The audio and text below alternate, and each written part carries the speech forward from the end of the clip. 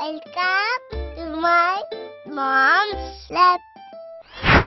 আজকের গল্প রুশ দেশের, লেখা ও আঁকা ভ্লাদিমির সুতেভ। গল্পের নাম আপেল। হেমন্ত শেষ হবে। গাছ থেকে বেশিরভাগ পাতা ঝরে গেছে অনেক দিন। শুধু বুনো আপেল গাছটার মাথায় ঝুলছিল একটা মাত্র আপেল। এমন সময় বনে ছুটে বেড়াচ্ছিল খরগোশ। হঠাৎ দেখে আপেল।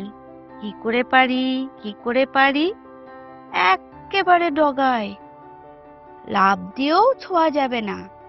কা কা তাকিয়ে দেখে ফার গাছের ওপর একটা দাঁড় কাক বসে বসে হাসছে। খরগোশ হেঁকে বলে, ওই দাঁড় কাক, আপেলটা পেড়ে দে। উড়ে এলো কাক।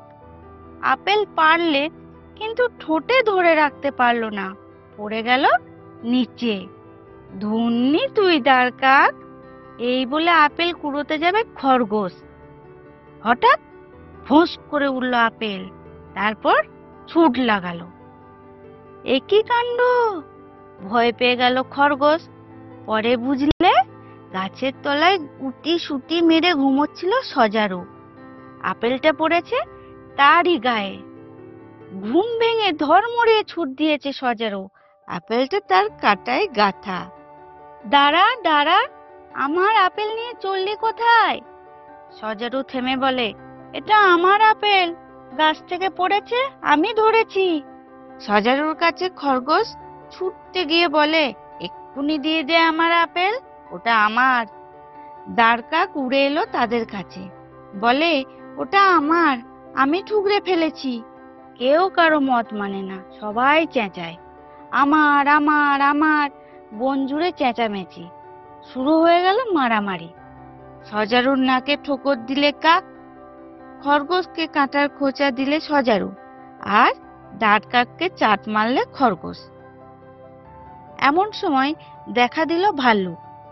হেরে গলায় বলে, কি ব্যাপার, এত গোলমাল কিসের? সবাই তাকেই সালিশ মারল। তুমি ভাল্লুক, বনের মধ্যে সবচেয়ে বড়, সবচেয়ে বুদ্ধিমান। ন্যায্য মতো বিচার করো তো, যার পক্ষে রায় দেবে সেই পাবে আপেল। ভাল্লুক ভেবে ভেবে কান চুল করলে, বললে, কে প্রথম দেখেছিল? খরগোশ বললে, আমি। আর কে পারলো? আমি বলে কা কা করলে কাক। বেশ, কিন্তু কে কুড়োলো? আমি কুড়িয়েছি বললে সজারু। ভাল্লুক রায় দিলে, সবাইকারই অধিকার আছে, তাহলে প্রত্যেকেরই পাওনা আছে। কিন্তু আপেল যে একটা, বললে খরগোশ, সজারু আর দাঁড় কাক। সমান সমান 3 ভাগ করো, এক একজনে নেবে এক এক ভাগ। সবাই সমস্বরে বলে উঠল, সত্যিই তো, কথাটা মনেই হয়নি। আপেলটা নিয়ে 4 ভাগ করলে সজারু, 1 ভাগ দিলে খরগোশকে। এটা তোর জন্যে, তুই প্রথম দেখেছিলি। দ্বিতীয় ভাগটা দিল দাঁড় কাককে। এটা তোর জন্যে কাক, তুই তো পেরেছিলি। তৃতীয় ভাগটা সজারু নিজের মুখে পুরলে।